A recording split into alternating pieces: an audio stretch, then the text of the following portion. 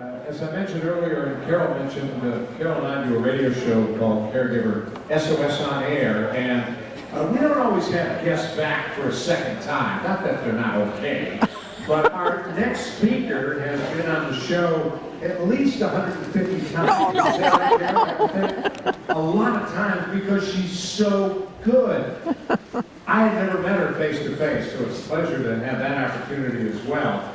Carol Levine is director at United Hospital Fund. She is the Director of Families and Healthcare Project, and she focuses on developing partnerships between healthcare professionals and family caregivers, especially during transitions in healthcare settings.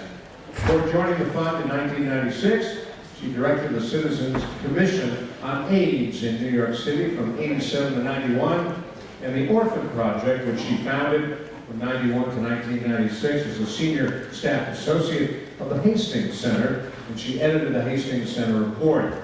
Ms. Levine is the editor of Always on Call, When Illness Turns Families into Caregivers, and she has a personal story that touches on that. And with Thomas H. Murray, she's co-editor of The Cultures of Caregiving, Conflict and Common Ground Among Families, Health Professionals, and Policymakers. In 1993, Carol Levine was awarded a MacArthur Foundation Fellowship, dubbed the Genius Award for her work in AIDS policy and ethics, and she was named a WellMed Health Hero in 2007, and as one of an exclusive group of MacArthur Fellowship members, she was awarded a gift from the MacArthur Foundation that doesn't require you to do anything other than what they think you're going to do anyhow. It's not based on what you did, it's based on what they think you will do, and she has certainly done it. In 2009, Carol was named a Purpose Prize Fellow, an honor for social entrepreneurs over 60, I didn't know you were that old, for using their experience and passion to take on society's biggest challenges. Should have said I didn't know you were that young. Ladies and gentlemen, please welcome Carol Levine. Wonderful.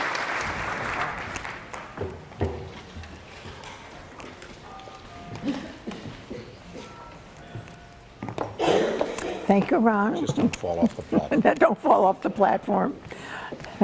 That is one of my major goals in life, is not to fall off platforms. Thank you all for coming, and for Carol and Ron and everyone at WellMed for organizing this summit. I feel very welcomed here in Texas.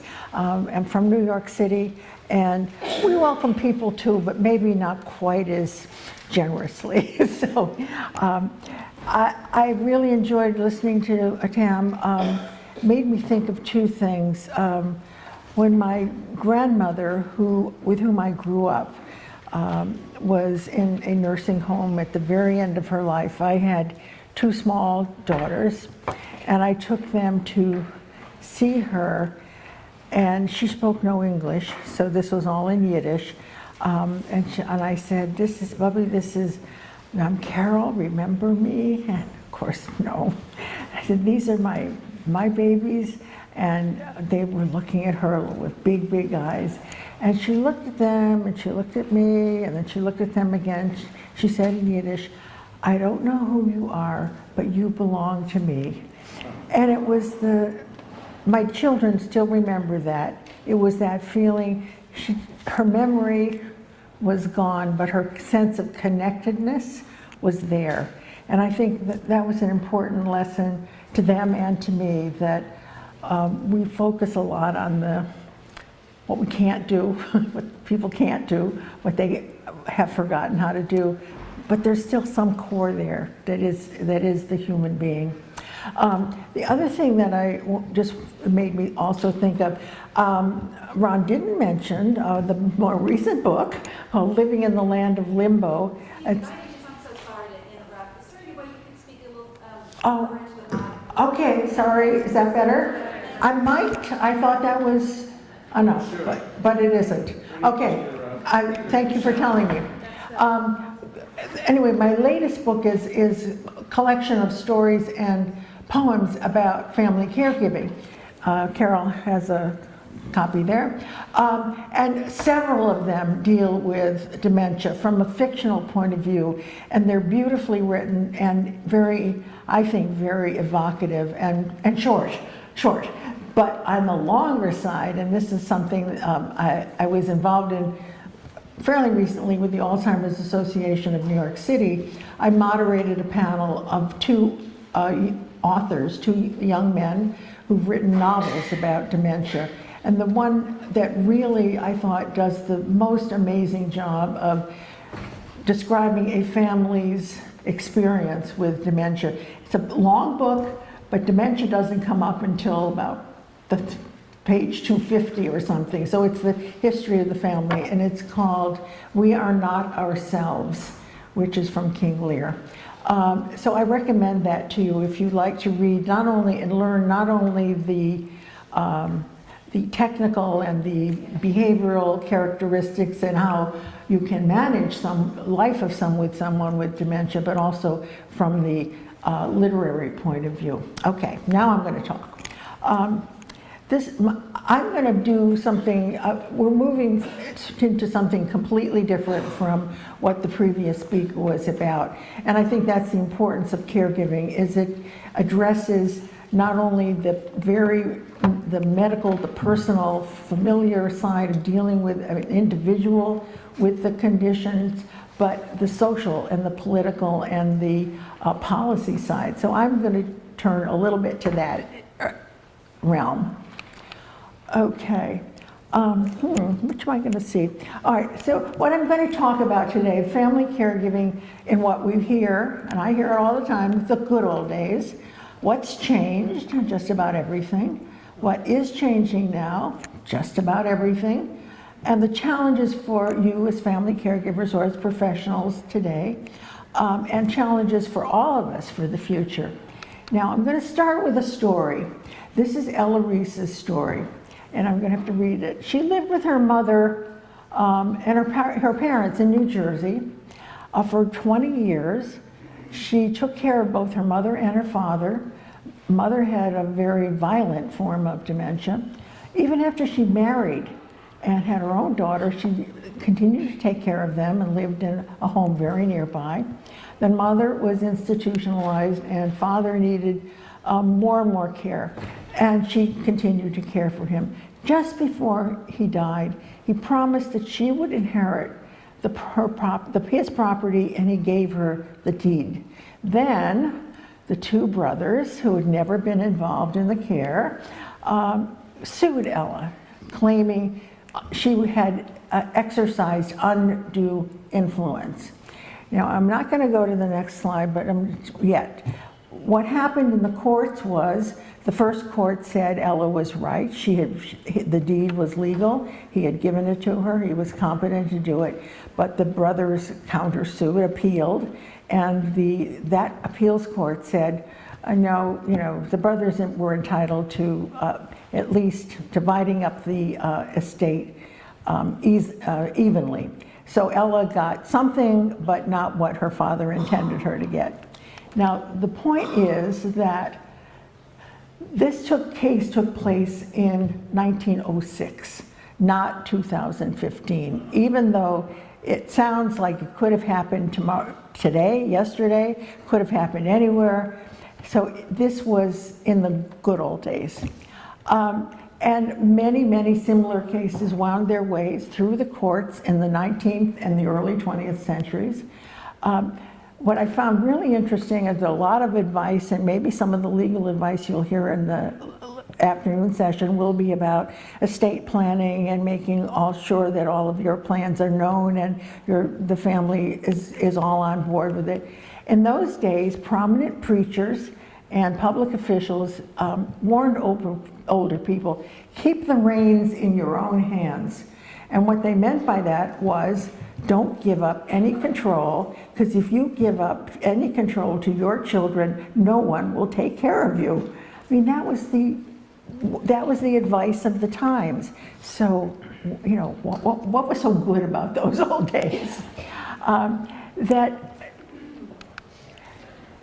there are a lot of myths about those good old days. Families used to take care of their own harmoniously with no expectation of reward. That the reality is that times have changed, but human nature is the same.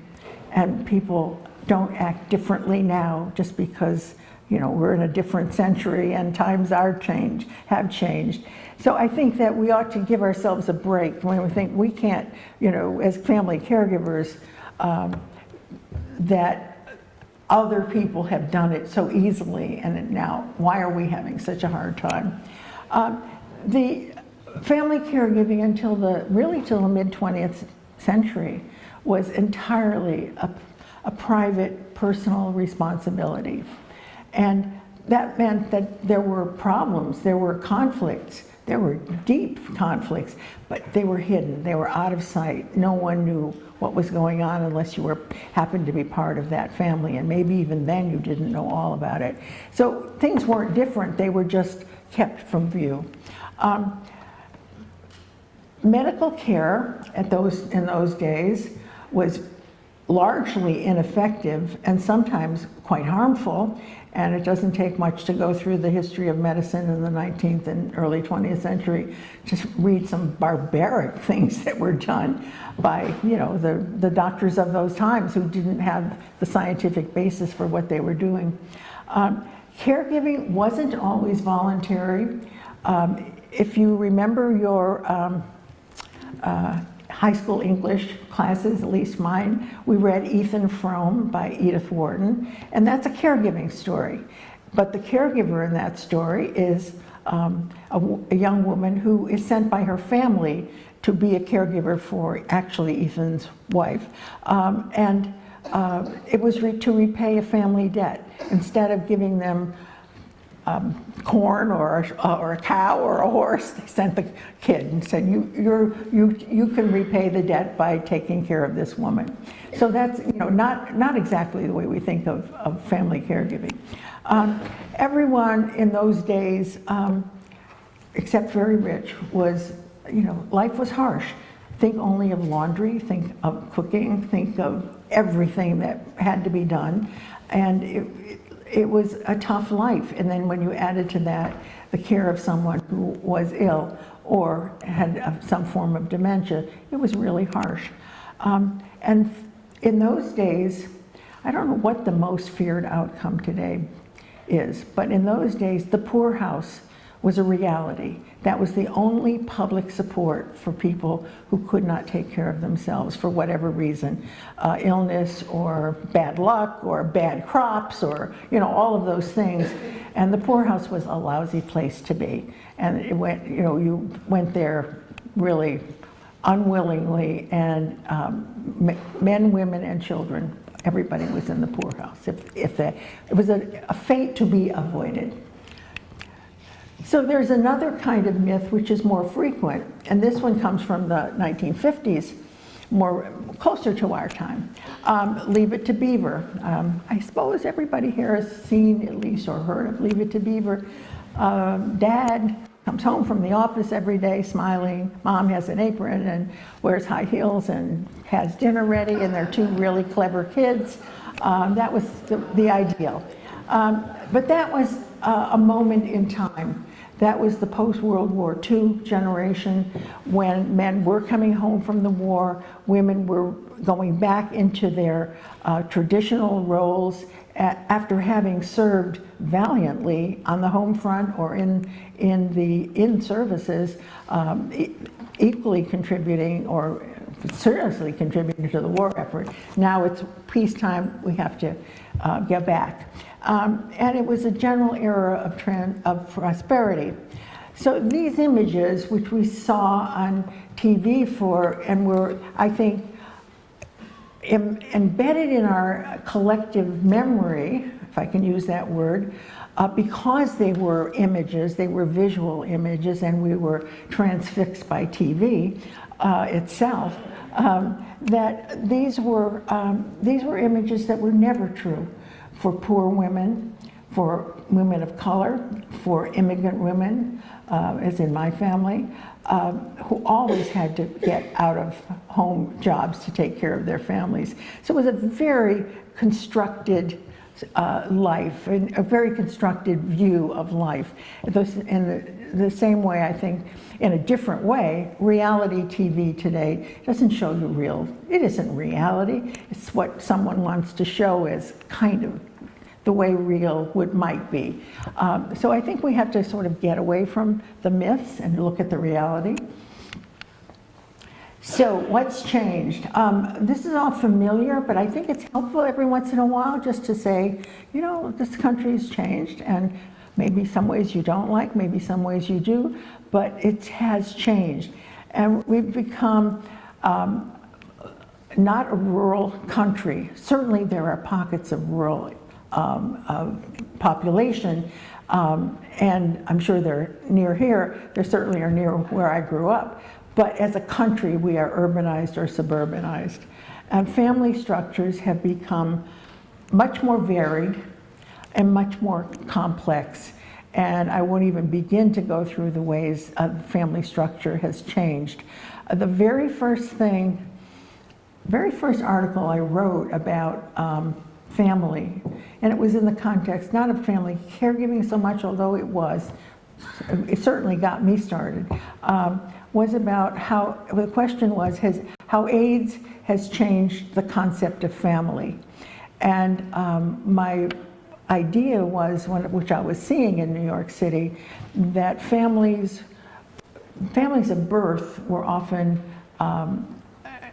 separating themselves from the young men who were struggling with this disease, and so they created their own families, and they created families of choice.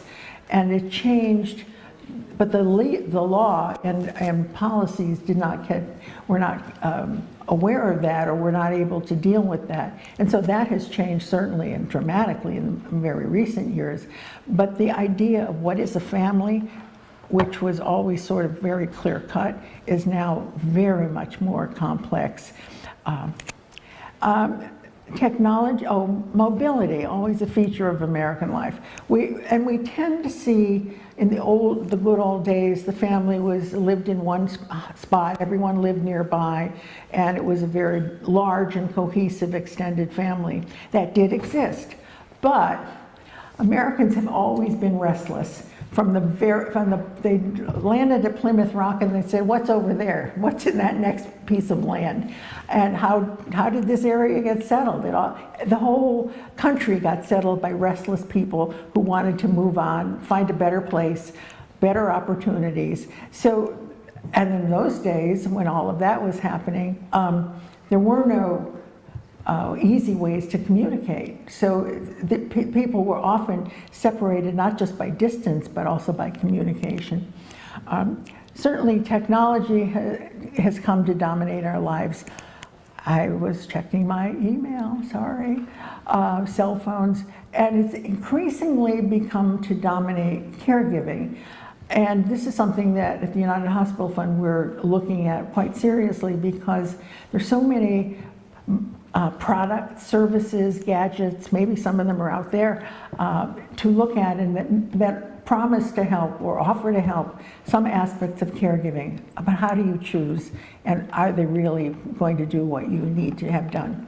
So it's a big new area, and that's very, very, very recent. We all know women have entered the labor force in record numbers.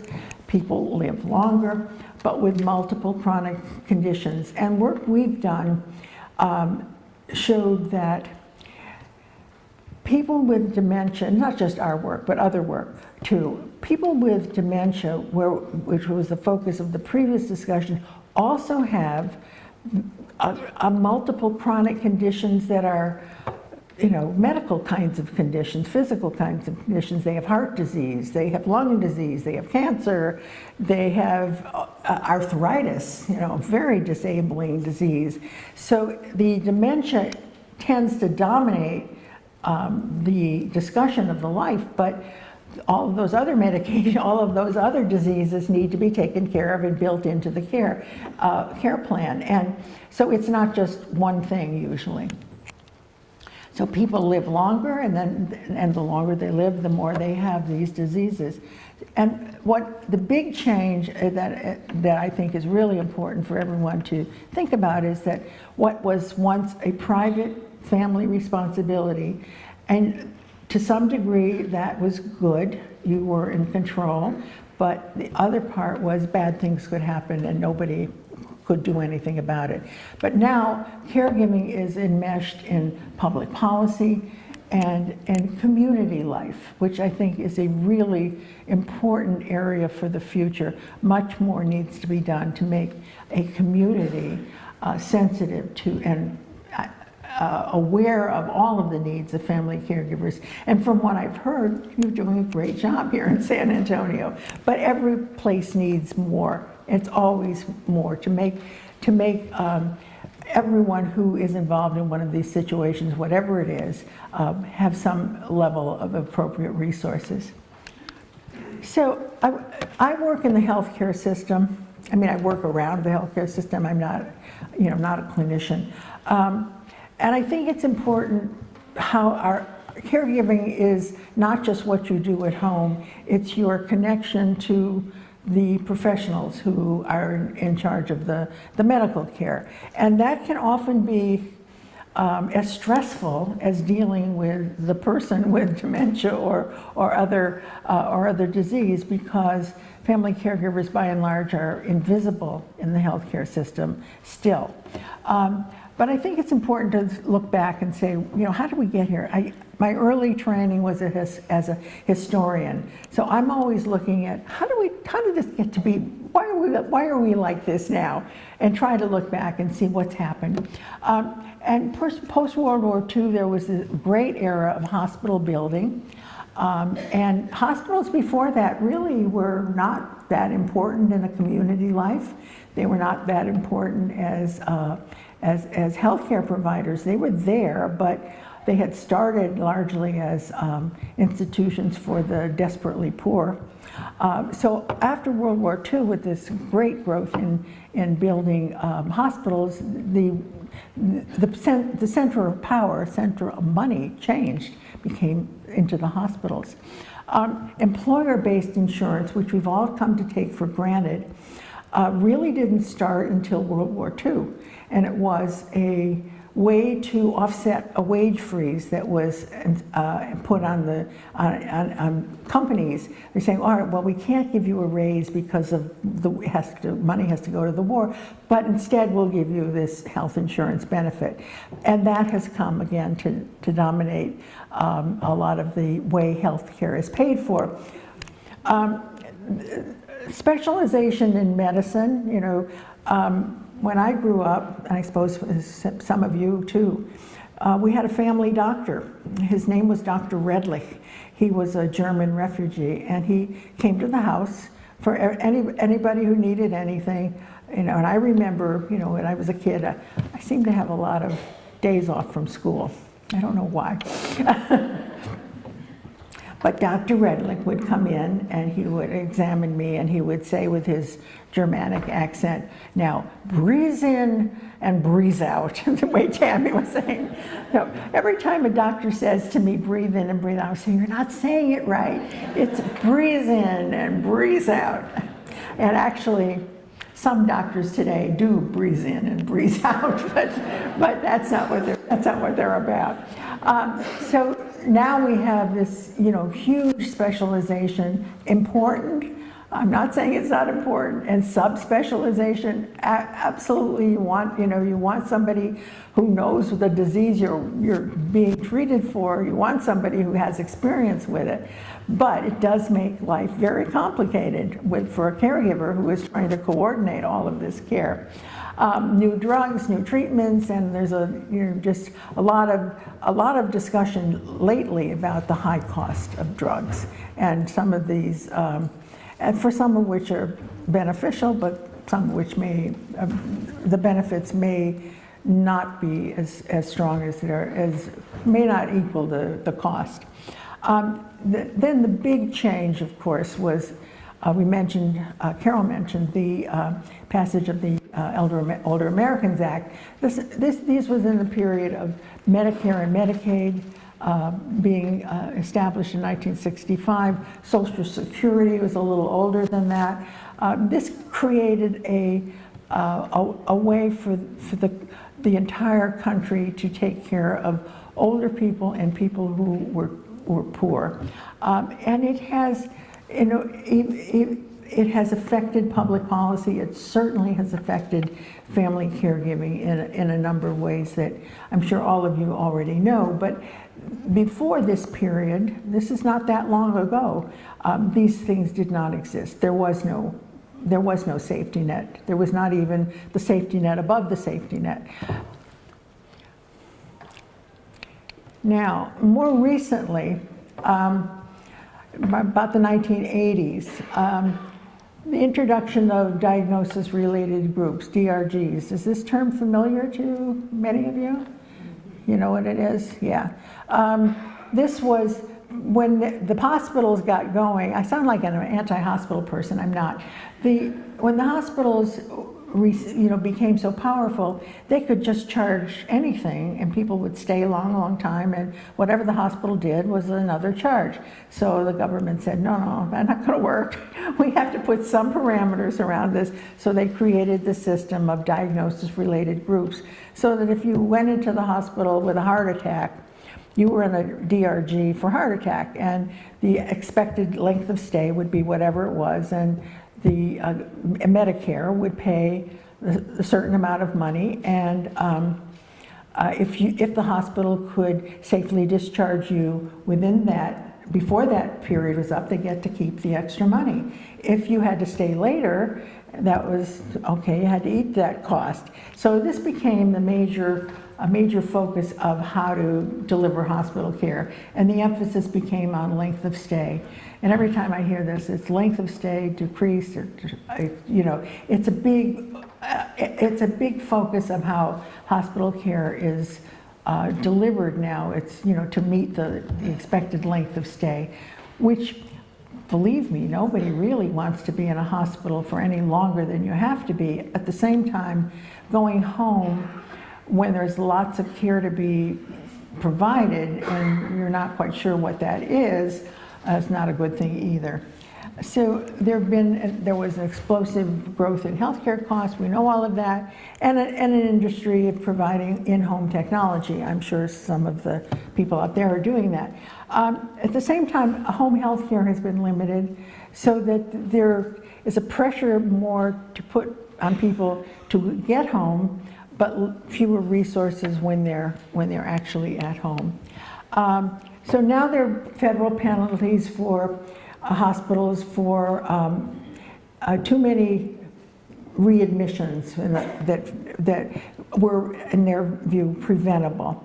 So you get penalized for that. There are all these new structures of accountable care organizations, patient-centered medical homes, and all are focused on providing care in the community, which is where people want to be, which is cheaper, and everything is leading in that direction, which all is a good thing. But I don't think we've yet, in a policy world or in a practice world or in our own worlds individually, understood that this is all having a great impact on family caregivers.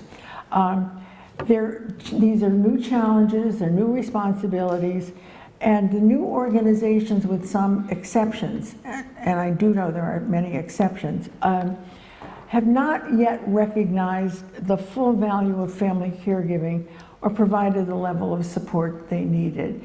There's a lot of rhetoric, particularly in November, about family caregivers and what they contribute to society and so forth and so on. All that's fine. That's a lot of patting on the back.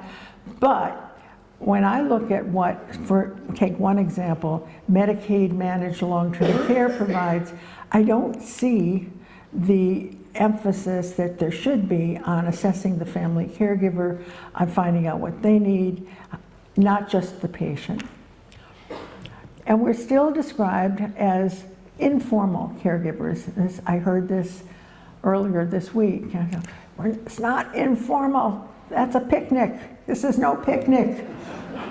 And tasks are described as sort of like routine ADLs, activities of daily living. Well, that's just, you know, helping mom get dressed, and IADLs, that's just shopping. Hard enough to do. I'm not denigrating that, but that's hardly what all of what caregiving is about. Let me just get one drink, please. So with the AARP, Public Policy Institute, with whom we have a very long relationship, we did a national survey of family caregivers, and the results were published in a report called Home Alone, and family caregivers providing complex chronic care. And what we found was that nearly half of all the caregivers in this survey were doing what we described as medical nursing tasks. So what we included under that was complex medication management, wound care, monitoring equipment, installing devices that, you know, that kept the person alive, for example, home vents, all of the things that can be done at home. And for a large portion of this group, they didn't get trained, or at least if they were trained, they were poorly trained, and they didn't feel that they got adequate training. And yet they all had at least 1 or 2 hospitalizations in the previous year, or ED visits, or doctor visits. They had a lot of contact with the healthcare system, but they weren't getting trained. At the same time, they were also performing these other tasks, the ADLs, the IADLs, and the important job of care coordination. And I think that task is the least appreciated. It is really hard to keep all of the pieces together. And now we have, at least in our area, I'm sure it's not just us, this new job description of care coordinator, which could be a nurse, could be a social worker, but is often a poorly trained clerk who is called a care coordinator, whose job is to call up and say, how are you doing? Feeling better? Good. And if you're a patient or you're a caregiver and you get 5 of these calls and nobody seems to want to know that you're not doing great, that you really need some help, then it gets very annoying and people start hanging up. So it's the downside of this. The intent is clear. It's to try to make things more coordinated, work better together, but the way it works is not always that way. Asking just phone calls alone without follow-up, without real assistance, doesn't really do the job. Anyway, in this study, we also found that the subgroups of family caregivers, the reports we analyzed, employed caregivers, nearly half or more of all caregivers are employed, full or part-time. Spouses, always in this study and probably other studies, older than the average caregiver. Caregivers of people with cognitive behavioral problems, as well as the physical condition, did these tasks at the same rate as the not employed caregivers. So having a job didn't mean you were left off the, okay, I can't do that because I'm at work today. No, you had to find a way to get it done. And most caregivers had little or no help at home, which was kind of surprising. And you didn't even have family help.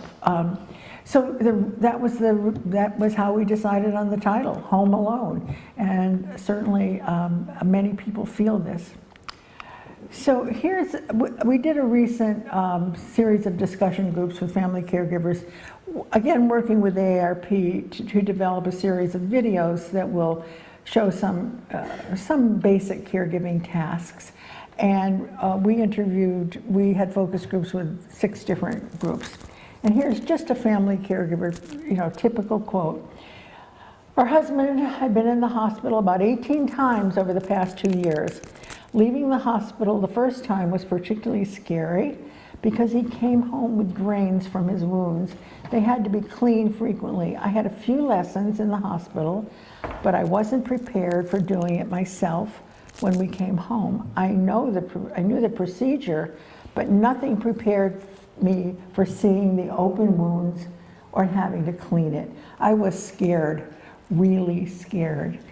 And if there was one theme, there were 4 groups in English-speaking people, 1 group of Spanish-speaking, 1 group of Chinese. If there was one theme, it was the failure of the healthcare professionals to acknowledge or recognize the emotional impact of doing these tasks on someone they loved. And that's been just was so powerful in these groups. And whether the person was young or old or whatever the task was they had to do, how hard, not the technical side of it so much, but the emotional side of it was just overwhelming to so many people. So today, I think there are some challenges for family caregivers that didn't exist in the old days. Understanding and navigating the rapidly changing world of healthcare. I mean, I work with a lot of smart people who spend every day in and around all of these changes, and they don't understand it all. When I ask a question, I say, well, it could be this, could be that. We have to wait and see. So it's a hard industry to understand completely. There's a lack of information because healthcare providers misunderstand the HIPAA rules. Is this something that any of you have encountered where someone said, I can't tell you about your mother because of HIPAA? Yes, I see some heads nodding. That's wrong, wrong, wrong. HIPAA does not say that. And unfortunately, HIPAA is the federal privacy health, it's not even the privacy law, it's called Health Portability and Accountability Act. And it was introduced in a way to prepare for electronic transfer of information. So there is a privacy element involved, absolutely, but it was never intended to supersede good clinical care, good clinical judgment, and what it was introduced by people who, instilled fear, really big fear. You're going to not only get fired, you're going to get a huge fine, and you're going to get in jail, and you better not say anything than take that risk, which is absolutely wrong. We do have on our nextstepincare.org website a guide to HIPAA, one for family members and one for healthcare providers that sets out the very basics of it. And I interviewed the then director of the Office of Civil Rights, Leon Rodriguez. That was published in Aging Today. And I said, what's going on here? Why are people so scared? He said, they've been frightened by things that are not going to happen. And he said their concern at OCR was largely around the security of data.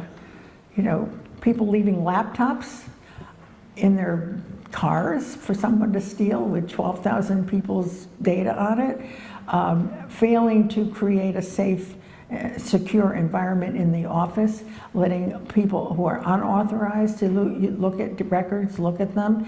That kind of stuff really is the stuff that they're looking.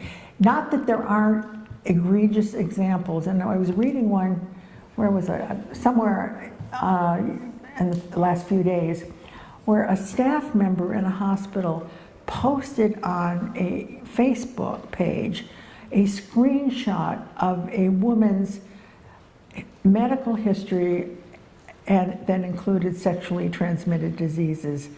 This was a real, her record. Well, that person did get fired, I'm glad to say, but what kind of thinking goes into that? So those are the kinds of examples that make you stop and say, well, that's stupid. Why would you do that? That's going to get you fired. And it did. The other kind of example where staff people will you look at personal records for the financial information and then try to, use their identities. Those things were criminal before HIPAA. They're criminal now. They're not the thing that HIPAA was intended to prevent. Certainly, HIPAA was never intended to prevent honest discussions with caregivers who are involved in, or it's a law says, pay for care. So I encourage you to, if this ever comes up, to really push back and talk to the privacy officer of the hospital or the office setting or whatever, because it's a real impediment to good care and it shouldn't happen. Anyway, the other kinds of things that caregivers face are balancing work, other family responsibilities, and a huge financial stress. High cost of things that are not covered by any kind of insurance, public or private. Some medication costs, out-of-pocket costs for supplies, home care often is not covered. Transportation, special clothing, technology. The costs add up, and it's a major cause of family bankruptcy or families failing to be able to provide what they want to provide for the children and the grandchildren. So it's a cascading effect of not having enough money to pay for this person's care, and then there's less and less and less for anyone else in the family.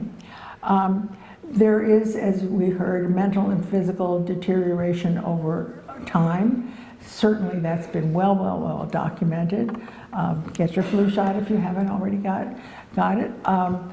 But the mental deterioration or the mental stress and the depression and anxiety may be as wearing as the kind of physical effects that you would feel.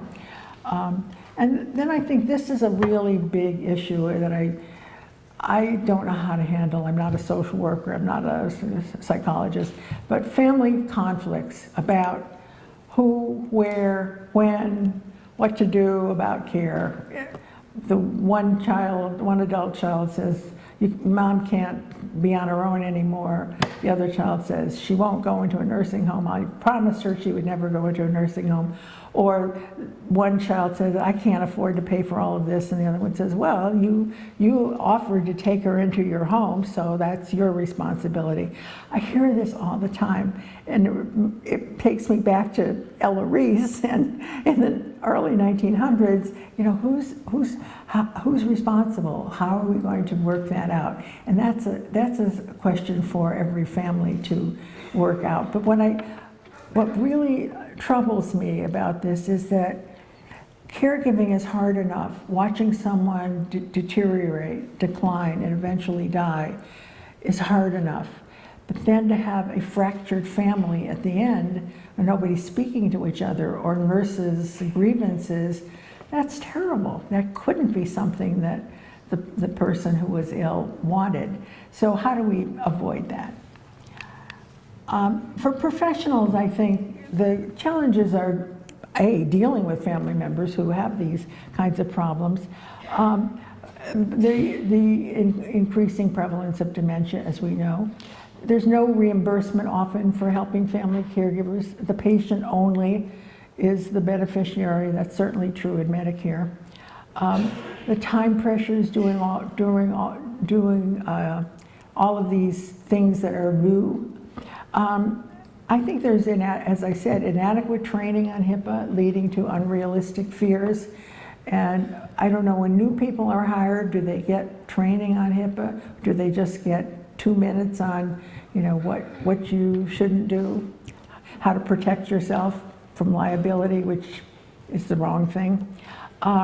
Fragmentation of care, which we all know about. And I think those of you who work in community-based organizations like area agencies on aging and faith-based organizations and so forth, you often don't get the relevant information about the client or the family. And so there's a kind of gap in transmission of information that would be helpful to you to know that this person was in the hospital after having a bad fall. But, oh, that's private, we can't tell you that. Someone yesterday told me that they were called about a patient who was in the hospital, and they knew that this person had tried to kill himself a couple of times, but there was no one would listen to that information because it wasn't, not in their world. And I think increasingly, I don't know if this is such a problem here, but the lack of interoperability between the medical record, the electronic medical records. So it's great, everybody's now going online, but they're going online with a system that doesn't talk to the other systems that are in the area. This is a huge frustration for professionals that I hear from. And here's another one that I think was alluded to earlier. The client is resistant to receiving help. I don't want strangers in my home. My mother, my daughter will take care of me. I think maybe my next book should be called "No Strangers in the Home" as a, quote. And that's partly based on, I think, I'm not sure, a lack of trust. A feeling that if the person feels that if I give up this one little bit, if I let down my guard and let someone help me to do this one thing, then it's going to mean they're going to take away all my independence and the game is over. Rather than I need this help now for this purpose, but it doesn't mean I'm going to have to leave my home. Doesn't mean the end of the world.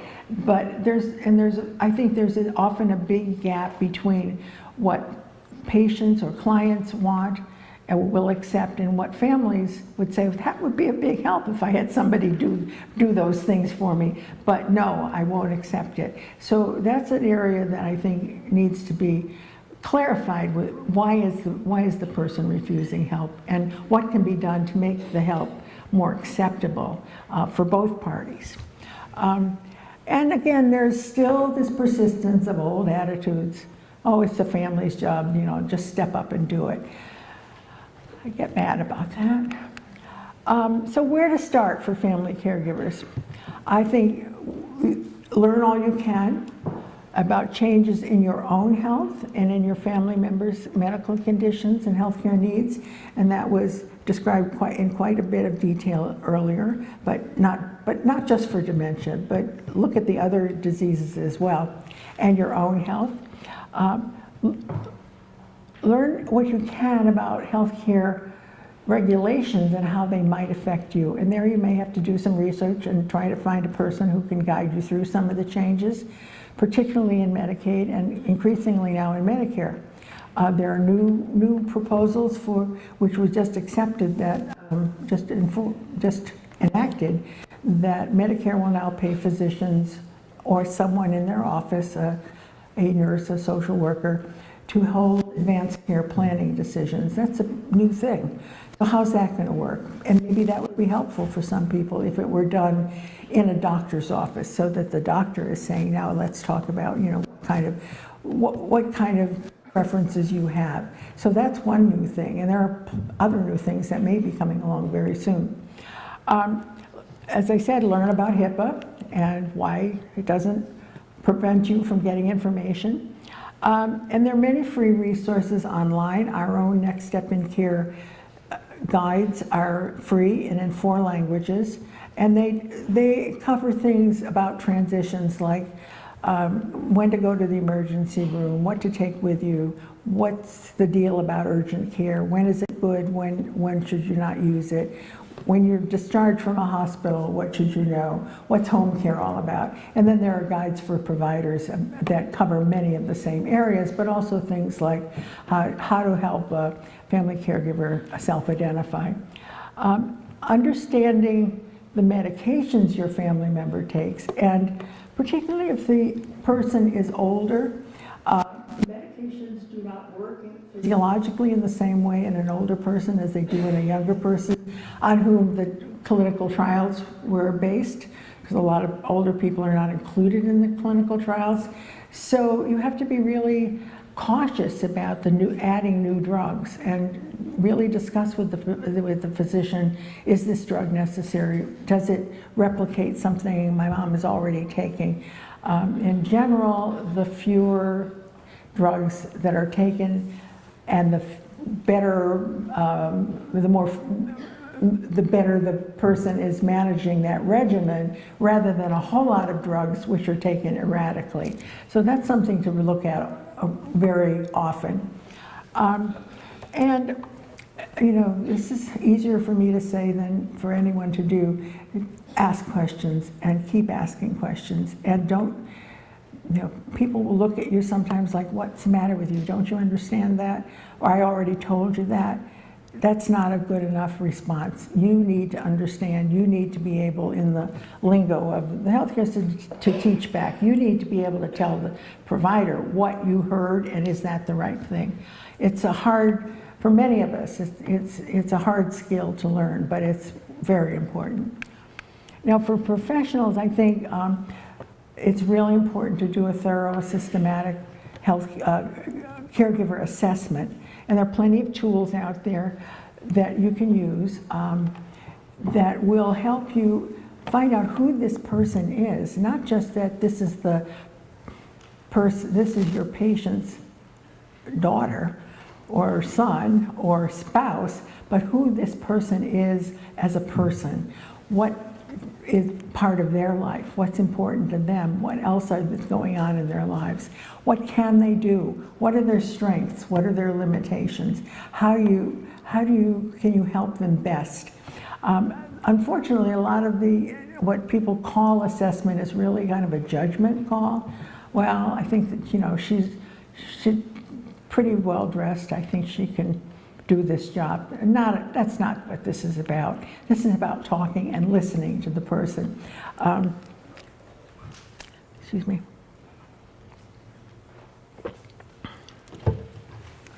In my 17 years of taking care of my late husband, who was totally disabled, I was assessed many times, found wanting in most of them, you know, but as often as not, if it was a home assessment, a nurse probably, would come to the home after a hospitalization and take one look around. Yes, it was a nice apartment. Yes, it was neat.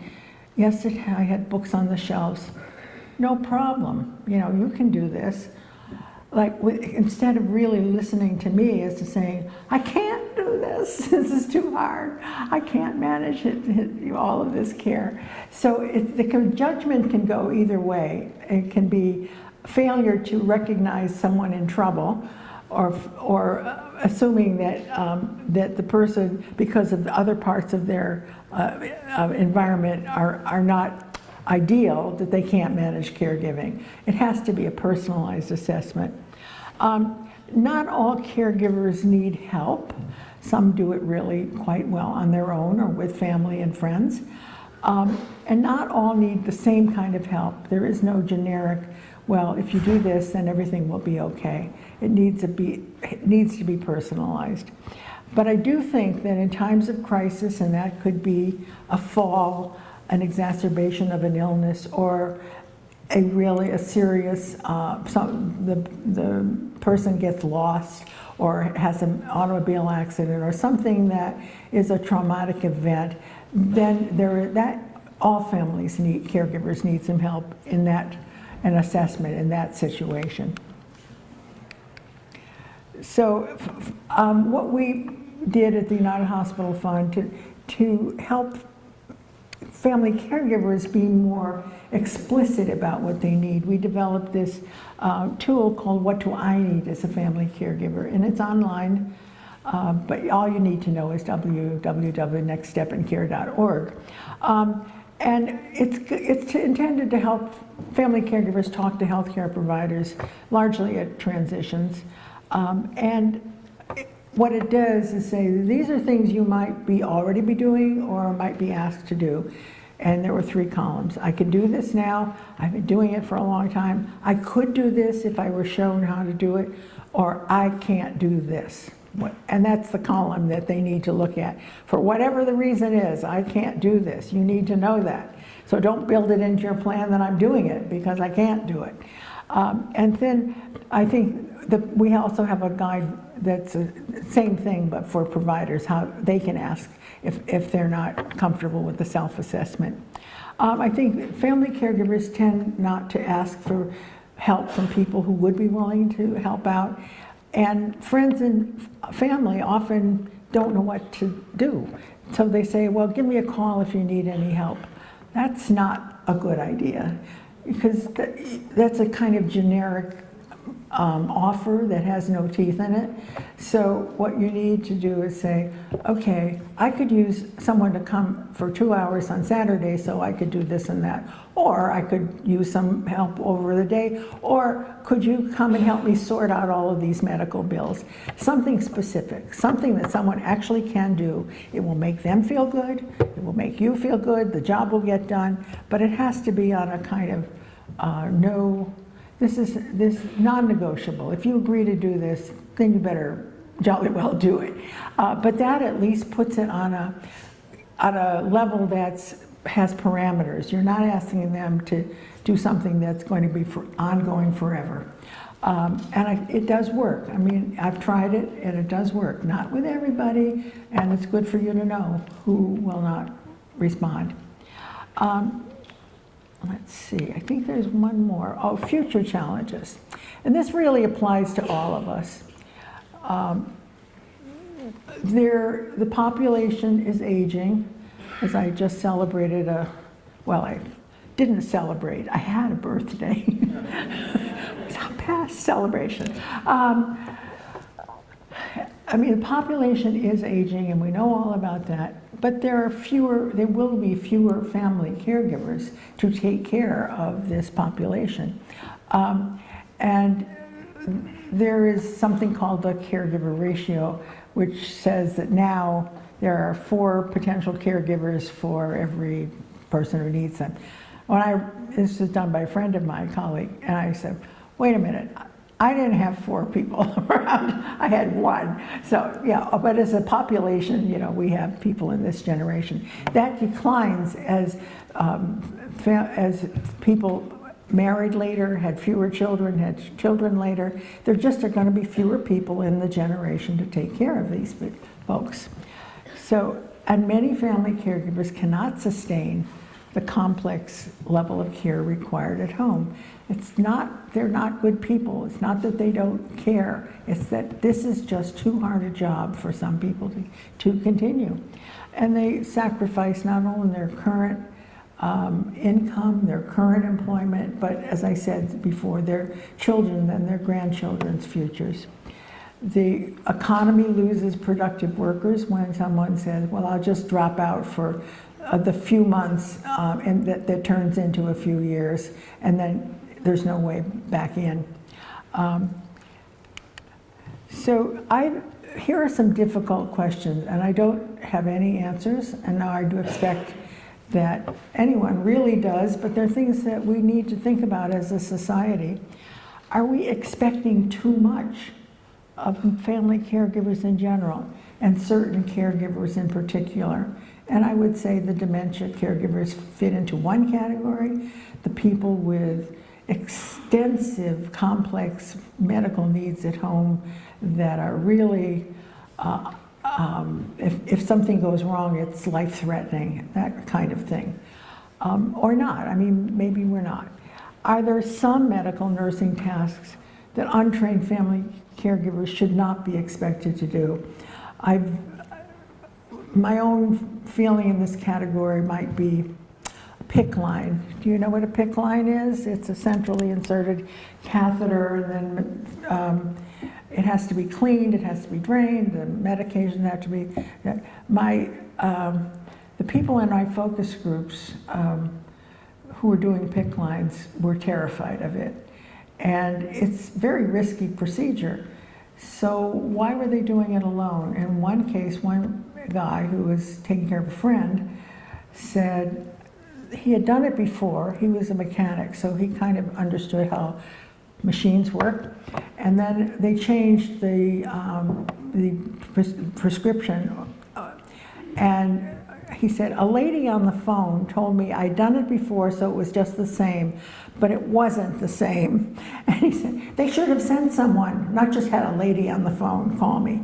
So this to me is like, wait a minute, what are we doing here when we're expecting untrained people to do this very complicated thing? Are some policies and practices placing patients and family caregivers at risk because they're not being trained and supported? And I would say maybe some of the, absolute determination to get you out of the hospital, length of stay, pressure may, in some cases, be one of the reasons for people coming back too soon. How can we bring families together? And I would add, I didn't add it here, but I would add communities together to support family caregivers in a respectful way that doesn't intrude on them and doesn't judge them. And how can we get past the myths of the good old days and move together into a more realistic and more equitable future? So, thank you very much. I just want to acknowledge that some portions of this presentation are going to be published in the winter issue of Generations, which is published by the American Society on Aging, and my colleague Lynn Feinberg of the AARP Public Policy Institute is my co-author, but she's utterly not responsible for this. It's me. But thank you. And now, if we have 2 minutes for questions, Ron? You have 6 minutes. 6 minutes. Okay. Any questions, comments? Everybody once, one at a time. One at a time, and speak up. Oh, okay. Well, there's a lady here and a lady there. Who was here? Well, I know you raised your hand. So then, okay. Can you speak up so I can hear you? I'm glad to ask. All of these things like medication giving and buttoning and bathing have come easy. What about the relationship between myself and my husband, who I give care to?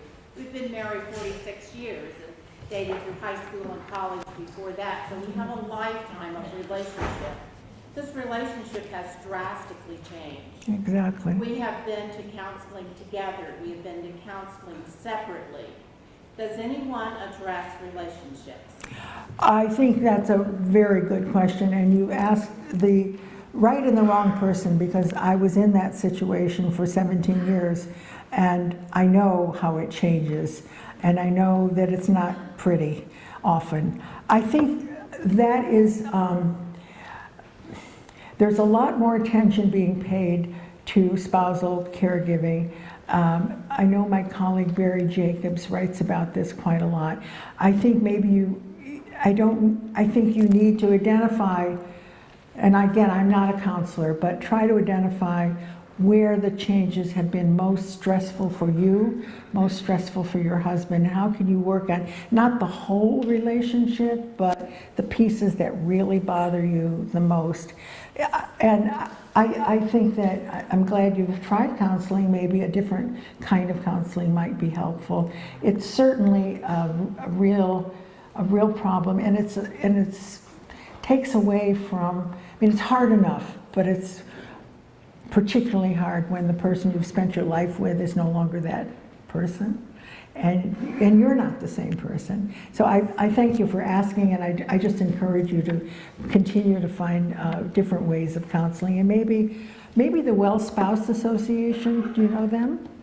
There's a group that's basically, that has support groups, that is spouses who are taking care of ill spouses, and there's at least an environment in which people are sharing the same thing. They're not adult children, and I'm sure if you look online you can find where the nearest group is.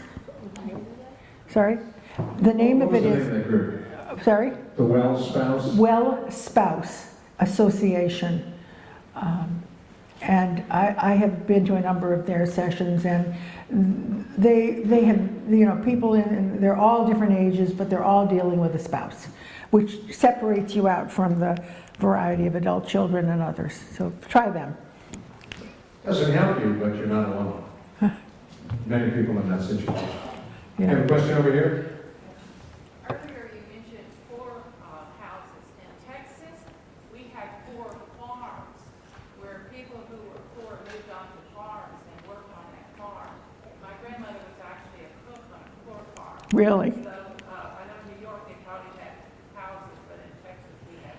Okay. Poor farms. in Poor Texas. farms. Well, There was one in Lehigh County. well, actually, some of the people in the poorhouses were, if they were able-bodied, were sent out to work, but they had to live in these places. My mother is 90 years old, and I can do anything for her. But if any of her grandchildren come over, who are adults, she won't ask them to do anything, which to me is a waste of time because they could be doing some errands. Yeah, yeah, For needed, yeah. but she won't ask. Well, maybe if the grandchildren put in some, this, I would really like to do this. I know you don't need me to do it. I would like to do it. It would be helpful to me, you know, take it away from her needing help to it's giving them something. Maybe that would make a little bit of difference. I don't know. Okay, one last question. Now we have, thank you very much, Carol. Thank you. Really appreciate it.